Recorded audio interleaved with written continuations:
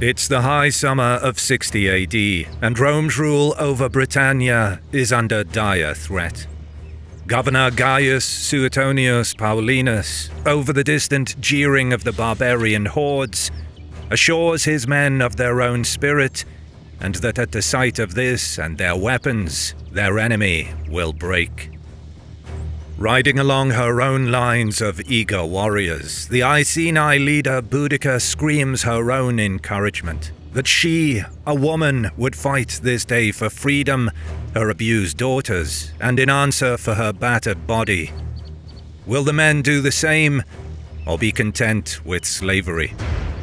Roaring their battle cries as if in answer, the unstoppable mass of barbarian arms and muscle was about to clash with the immovable rock of Rome's stalwart legions. The battle for Britannia was close at hand.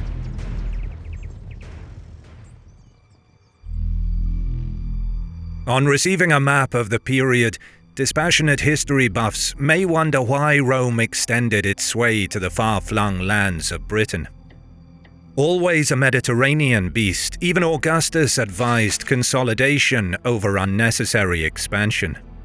Britannia, or Albion to the natives, was hardly a land brimming with riches.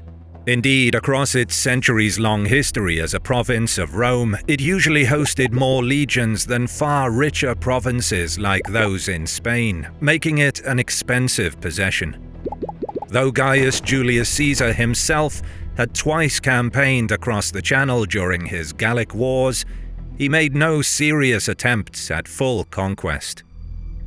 His heir and Rome's first emperor, Augustus, also saw the direct rule of the barbarians there as unnecessary.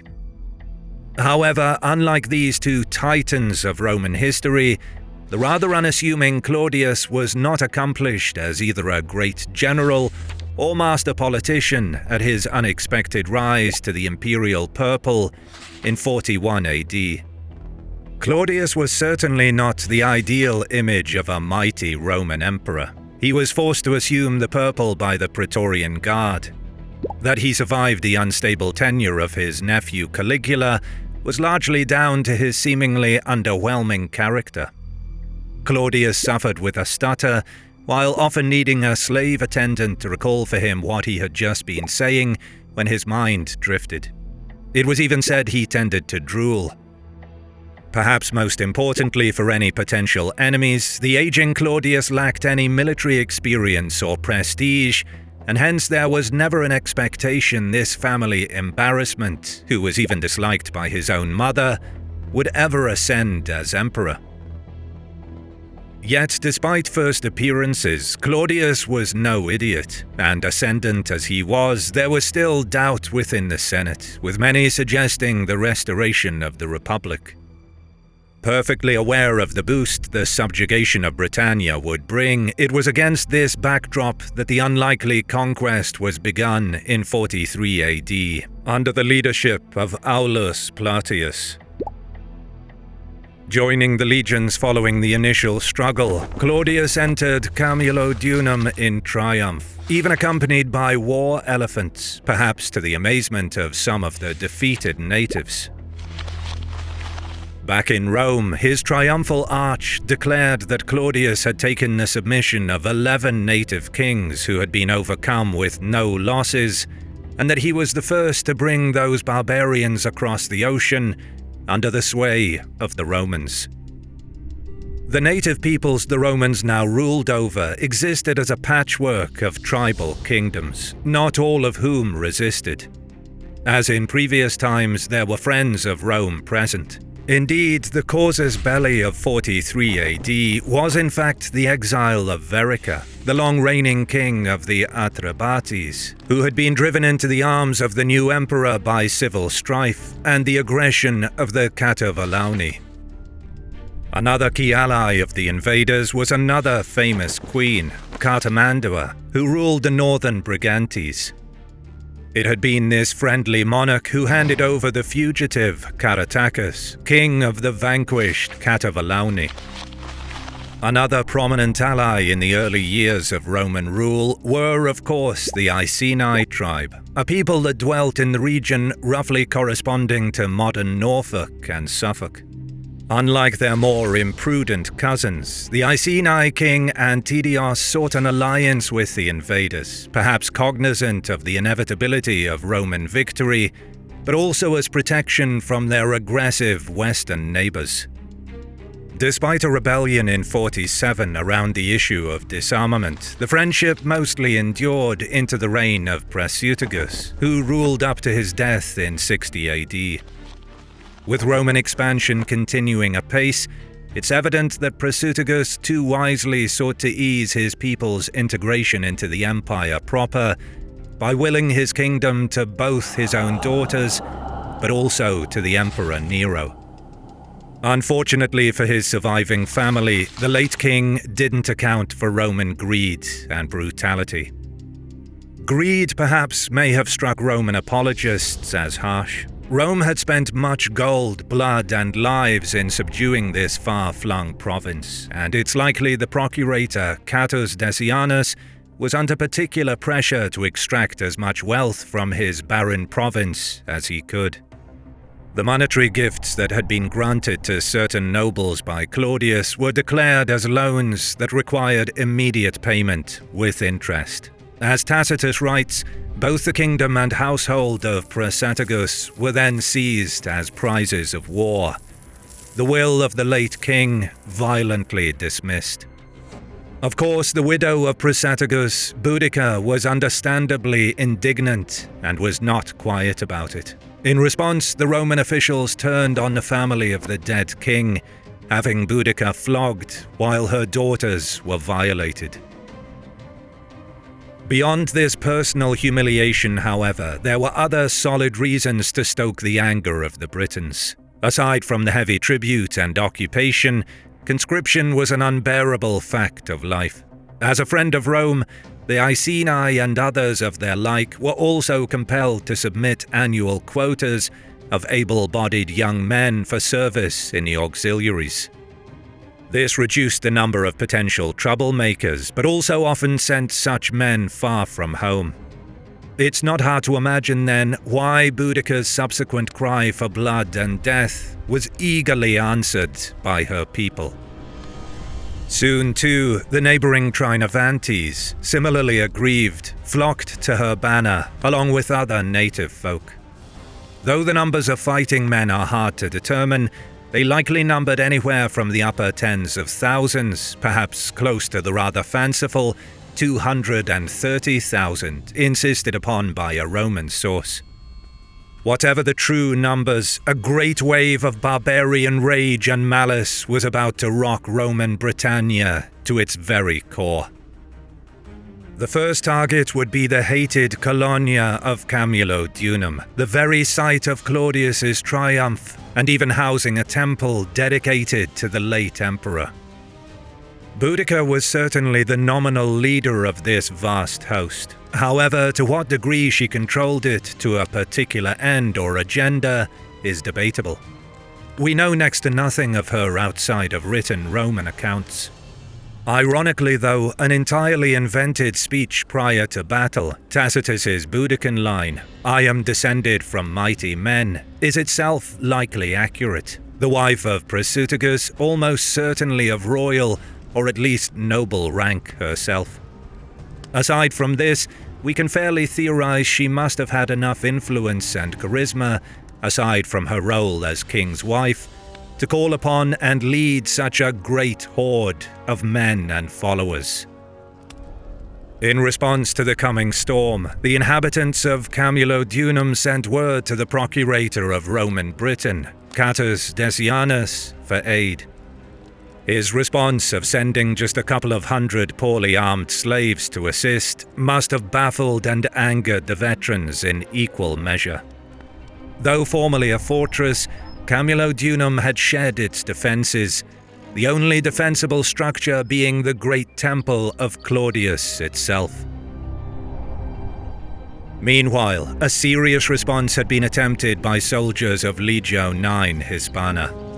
Led by future governor Quintus Petilius Cerealis, these 2,000 men were ambushed en route and were mostly wiped out. Cerealis himself did manage to escape, however. Back at Camulodunum, Boudicca's warriors swarmed into the settlement, mercilessly hacking their way towards the temple itself.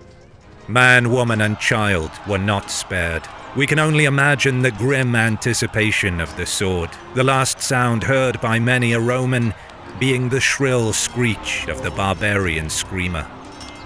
Others were less fortunate, crucified or hung, with some perishing in the flames that would engulf the whole settlement. The first barbarian wave overran the place, while a second attack was focused on the large and hated temple of Claudius. Though likely putting up a decent resistance over 2 days, the veterans held up there stood little chance against the sheer numbers and ferocity of Boudicca's warriors. Having smashed the last fragments of resistance, Camulodunum was burnt to the ground, with the destruction being so complete as to leave what is known today as the Boudiccan destruction horizon, a distinct layer of earth easily identifiable by modern archaeologists. Back west, far from the epicenter of Boudicca's massive revolt, the 5th governor of Britannia, Gaius Suetonius Paulinus, was dealing with another perceived threat in the Druids of Mona. He was stuck in northern Wales that was sparsely populated, heavily wooded, with few navigable tracks. His target was the Isle of Mona, a flat, fertile and populated area. Most importantly, it was a source of copper. Given its status as the effective breadbasket of northern Wales, this fact alone made it an obvious avenue of control. Perhaps as immediately important for the Romans, the Druids, the effective intellectual and priestly class of their time, were also perceived as a natural focus of resistance and had to be dealt with. The governor had already campaigned in the difficult territory for 2 seasons, and by the 3rd had isolated the Holy Isle. He likely crossed at the narrowest place, corresponding to the modern-day Menai Strait, using flat-bottom boats in the main, while his cavalrymen used fordable points, with many swimming across alongside their steeds.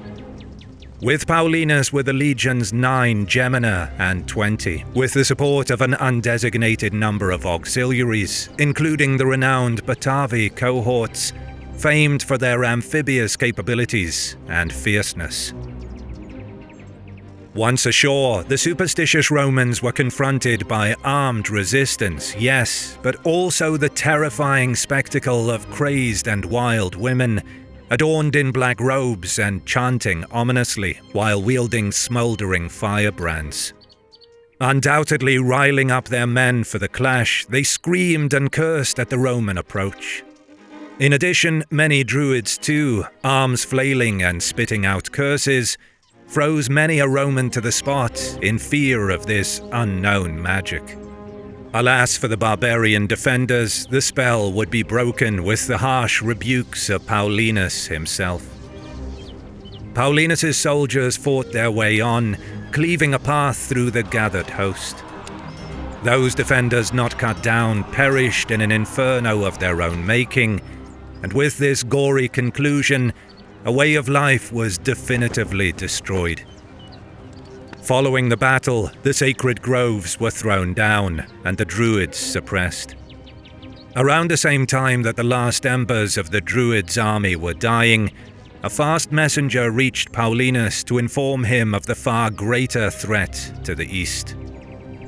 With Camulodunum desolated, he left the army in Wales behind and rode with all haste towards the next barbarian target.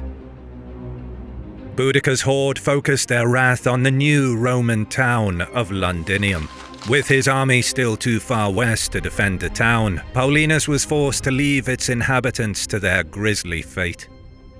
Perhaps many folk followed his example, heading in the direction of the approaching Roman forces.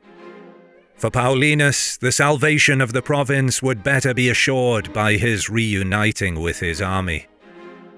The ominous Boudican destruction horizon scars the modern city's underbelly too, with Boudicca's horde stripping the town bare and leaving a trail of bloody destruction and depredation in its wake. Lumbering along what would become Watling Street, the Britons set their sights on Verulamium as the next stop on their path of destruction. Like Camulodunum before it, Verulamium, corresponding to modern St. Albans, was a town built over existing tribal centres. Verulamium was significant as the old capital of the Catovallauni, the tribe of the enemy of Caesar, Cassivellaunus. Evidently, word appears to have travelled fast, as though here too the Boudican destruction horizon is present. There is also a conspicuous absence of caches of coins, indicating that the inhabitants had time to remove themselves and their movable goods away from the horde. The precise location of the battle will likely never be known, though the site of Mancetter is a decent candidate. The rapid movement and deployment of such a large number of men still required time, and then even more so on deciding on the field of battle, and to give Paulinus's men time to rest up. The governor also likely hesitated to meet Boudicca's horde too far down Watling Street, given he had also dispatched orders for Legio II Augusta to reinforce him. In the event, Poenius Posthumus, the effective commander of the legion, failed to respond, depriving his comrades of much-needed support. Paulinus meanwhile positioned the army he did have, numbering around 11,000 men, in what Tacitus describes as a defile, his flanks and rear guarded by wooded slopes that necessarily funneled the more numerous barbarian horde into a frontal assault. Though Boudicca and her lieutenants may not have known it, this was a daunting challenge, even for their vast numbers. Indeed, though counterintuitive to us, the Roman commander may have welcomed a pitched battle over the dangerous prospect of a prolonged guerrilla war. In a set-piece battle, the Romans had the clear advantage, whereas the barbarian ambush of the 9th Legion had shown just how deadly they could be in this style of conflict. For their part, Boudicca's horde of at least tens of thousands of warriors likely felt confidence in their numbers, the boldest among them eagerly awaiting the first blood of battle.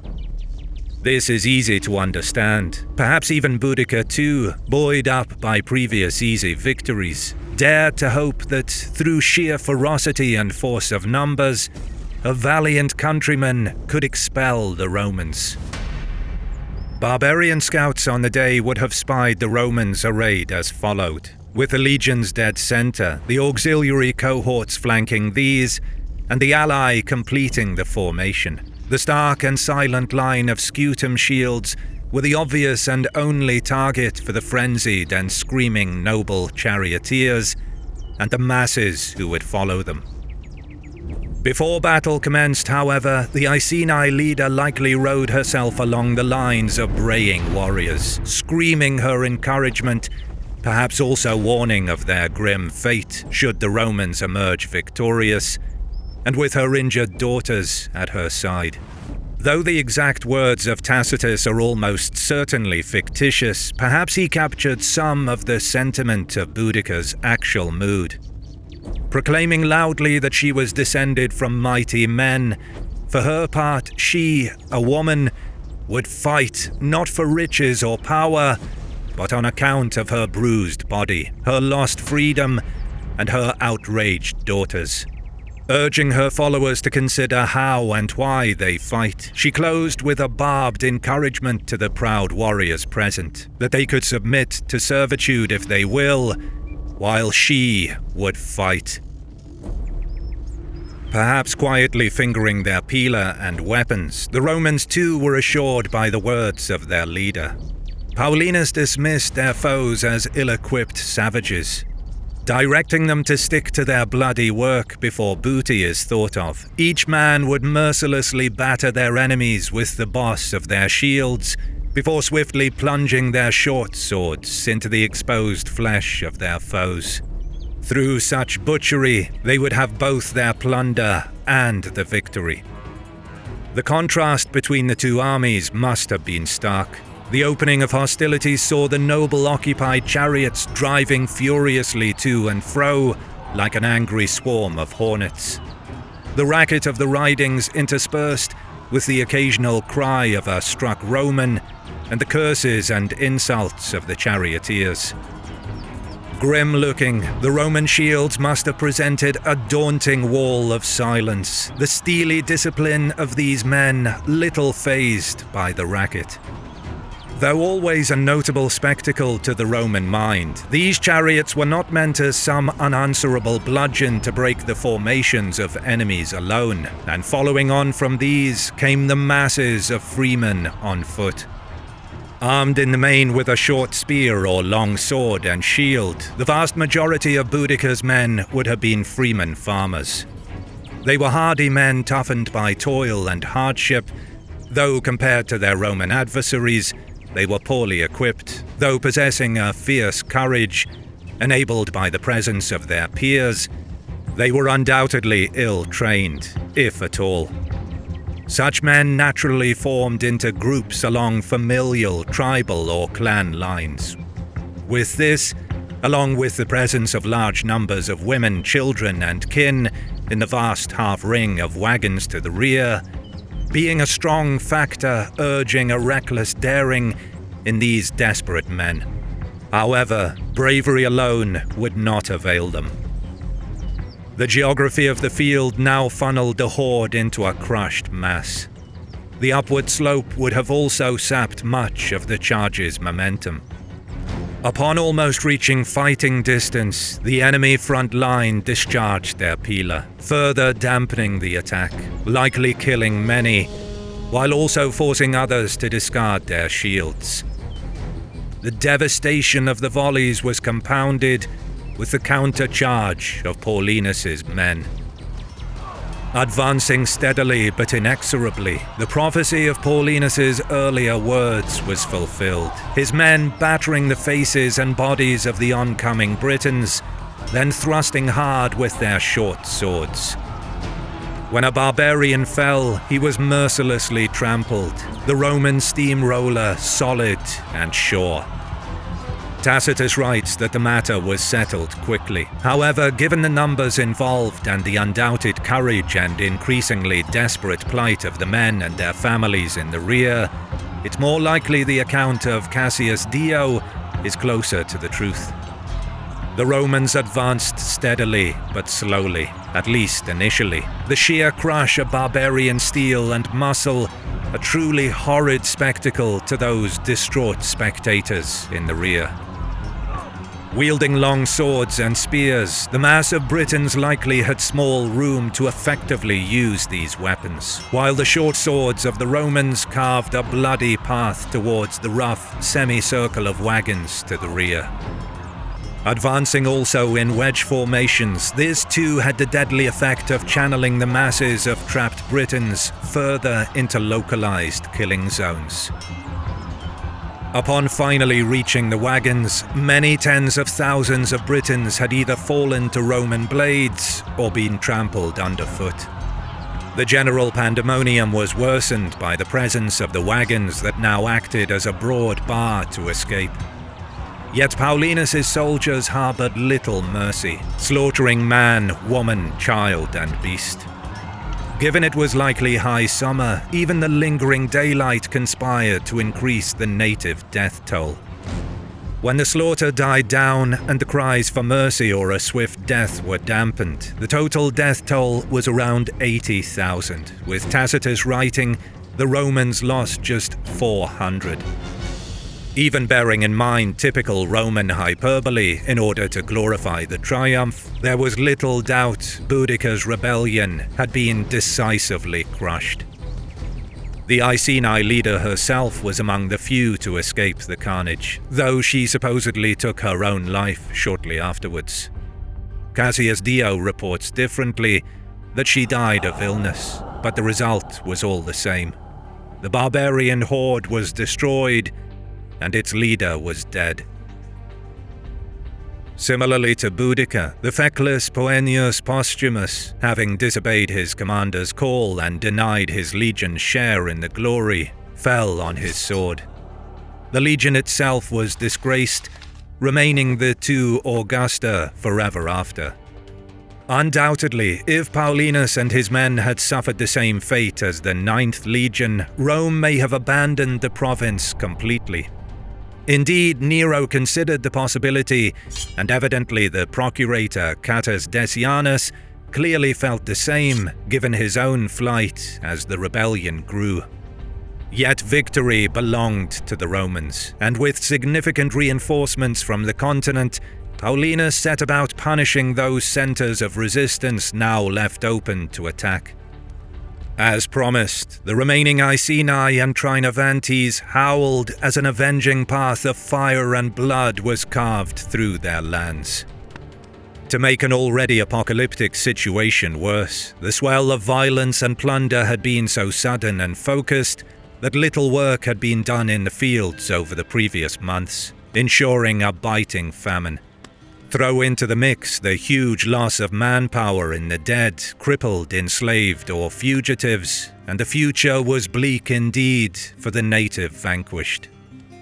In any event, Paulinus would not long remain governor of the province. In 61 AD, he was withdrawn and replaced by the less warlike Petronius Turpilianus. The following years would see a period of quiet consolidation until the advent of the Flavian dynasty and the resumption of expansion, leading the legionary eagles to the very edge of the Roman world itself. Here, another famous general of the island's long history would face the fierce prospect of the Caledonian horde. But that is a story for another time. If you stayed around this far, thank you for watching. Don't forget to subscribe and leave a comment as a sacrifice to the algorithm. You can also support us on Patreon and get ad-free early access to our videos for as little as $1, or by clicking the thanks button below to leave a one-time tip. As always, we'll see you in the next one.